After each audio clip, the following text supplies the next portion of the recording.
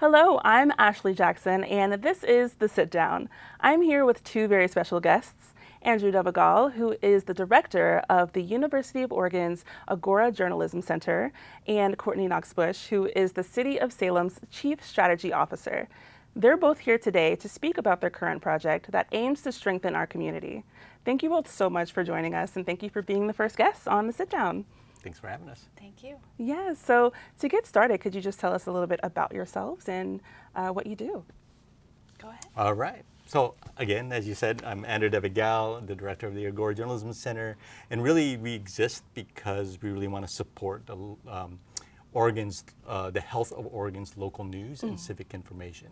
So I've been a journalist for over several decades, having served as the multimedia editor at the New York Times before coming to Oregon. Wow.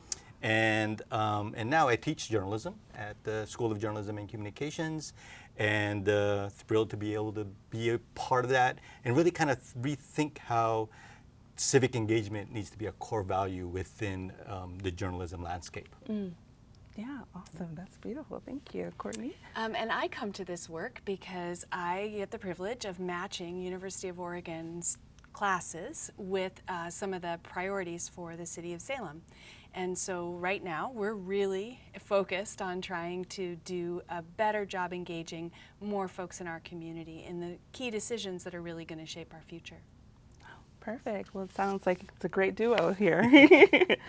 Could you tell us about your project and how you both came to work on it?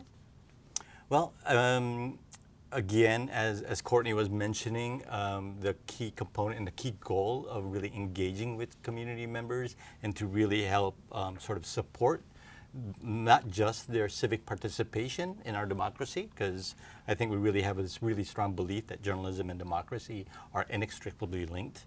And so the idea of being able to work and collaborate with the City of Salem through the Sustainable Cities Year-Long Project was a key opportunity. We've collaborated with SCYP for several years now, and my classes have introduced the notion of engaged journalism within that program. So we were there at Lapine and Hermiston, and then last year we actually did something individually at Rogue Valley. So again, the idea is really how do we support the health of local news and information across the state. Oh, perfect. Awesome.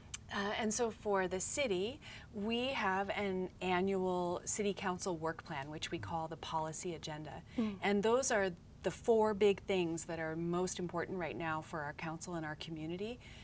Engagement and having a better set of accessibility around information that shapes people's lives.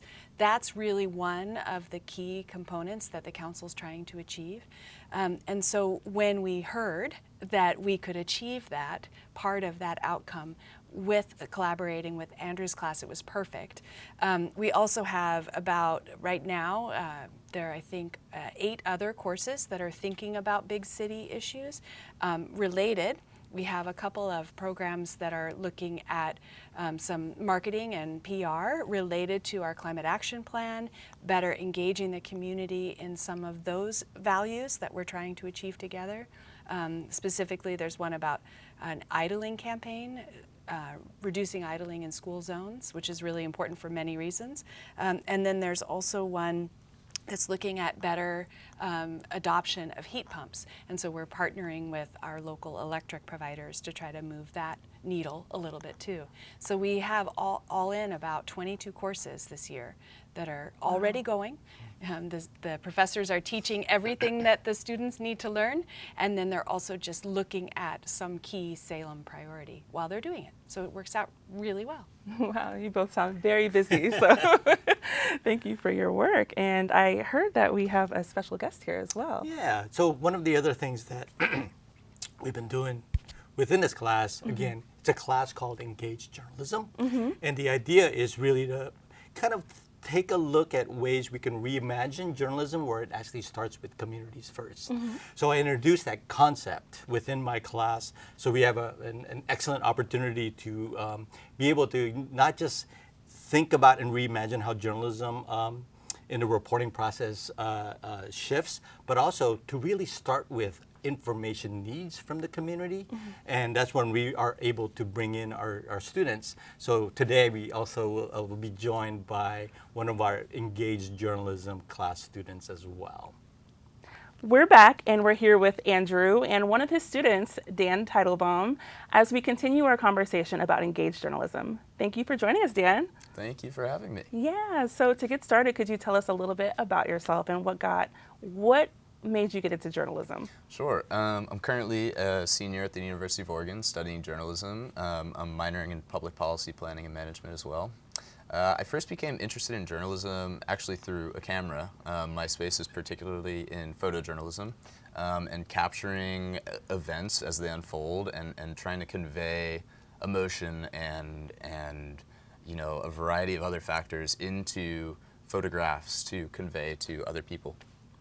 Oh, I love that. That sounds like very important work, and I'm glad you found your passion. Thank you. So with this project that you both are working on, there is a focus on Salem's Latinx and Hispanic community. There must really be a need for them to receive information. Is that true? Well, I mean, that's part of the study, that's part of the research, and what we've found or what we've discovered in doing this type of work across both the country and also across the state is that, you know, usually communities of color are the ones that hasn't been historically representative in local media, right? And so we really want to get a better understanding how information flows and what that ecosystem might look like within the Latinx and Hispanic communities here in Salem.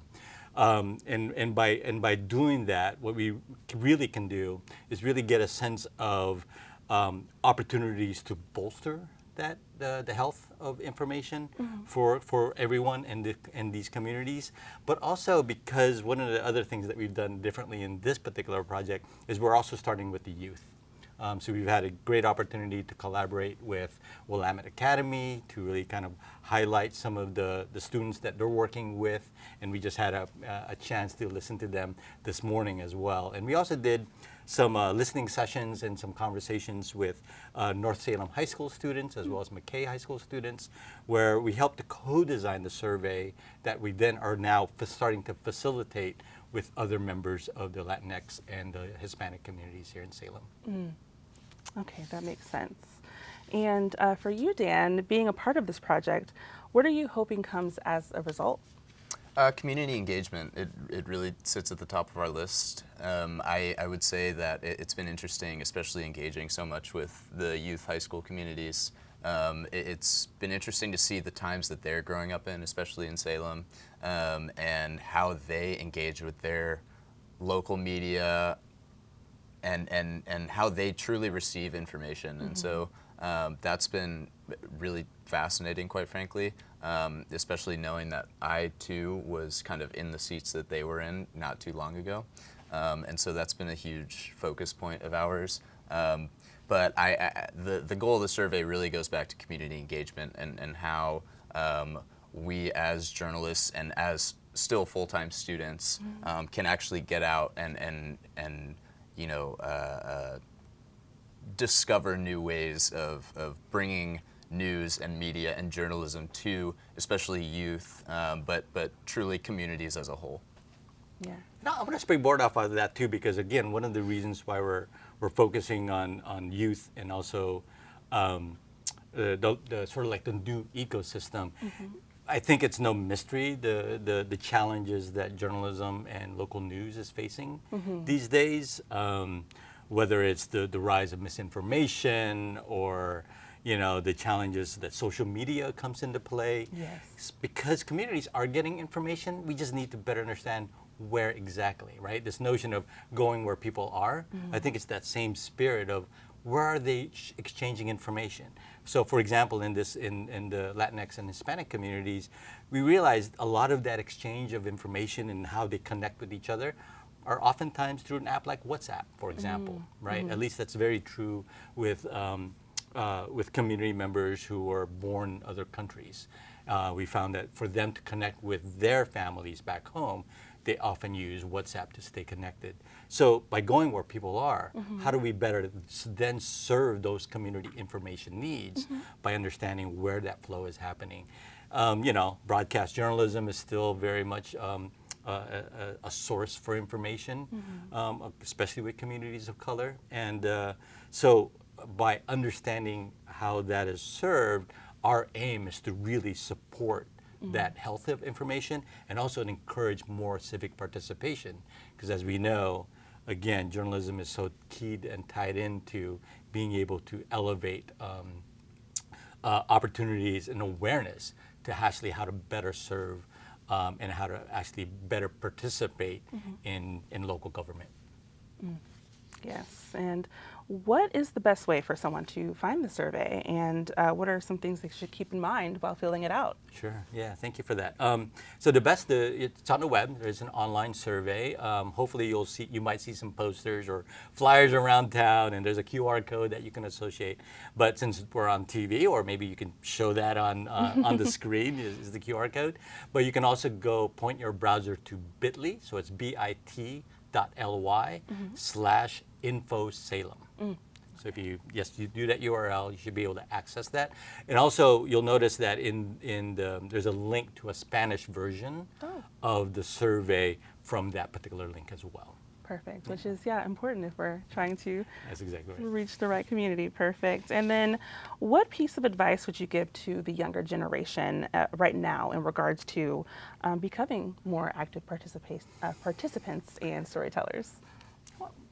I'm curious about your Yeah. observation from this morning. Sure, it's actually. been very interesting, and one emphasis that I made, especially specifically to the high school students at the end of our presentation today, and while we were in Salem a few weeks back, I really just gave them the opportunity as somebody older who has taken steps that they are being prepared to take, to really just accept that there are so many different paths that you can take moving forward, and be willing to kind of put yourself out there and really find what it is that interests you, whether that be journalism or something very far-fetched from that.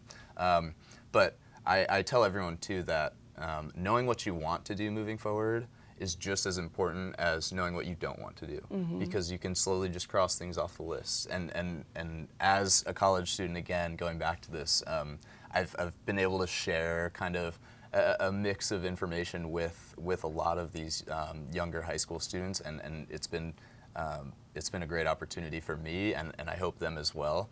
And being that we came up here today in a group of students, we were able to kind of offer both help with the survey and help with some of the information that we're trying to gather, but also just kind of like a small mentorship, if you will, in that we're college students, the high school students are going to be in our shoes soon. What is there that we can help you with? What questions can we answer for you?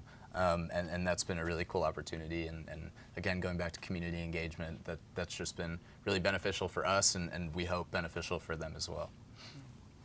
The one thing I would add in terms of understanding or encouraging our young residents in our communities is, and it was great to hear some of these responses in our session with Willamette Academy this morning, was just their awareness of the kinds of information, elements of trustworthiness of the information that they're getting through social media. They're really thoughtful in terms of trying to determine what that might look like. Some great conversations around, what are the techniques for identifying when there's misinformation or there are potentially lies across this information landscape. So it was just wonderful to see them so engaged in recognizing how media literacy is core to their understanding of the world around them. Beautiful. Yeah, I bet that felt very fulfilling to see it in action. So thank you for your work on that. Well, thank you both for your time here today and for sharing with us your project. And it's very important work for this community, and I really appreciate you both. And thank you all for watching. Once again, I'm Ashley Jackson, and this is The Sit Down.